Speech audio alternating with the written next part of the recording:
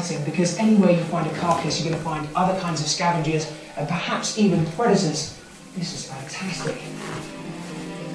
If the animal carcass is fresh, then the vultures may lead Steve to the predator that's still feeding on it. Up here, it could only be a big cat. Steve follows the vultures. They're circling close to a small stone hut, home to a family of yak herders. The father is worried for the safety of his small children. A wild blue sheep has been killed a few hundred meters behind their hut.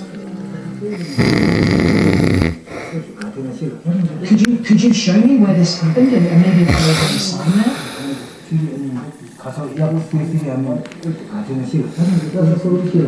Going to show us the spot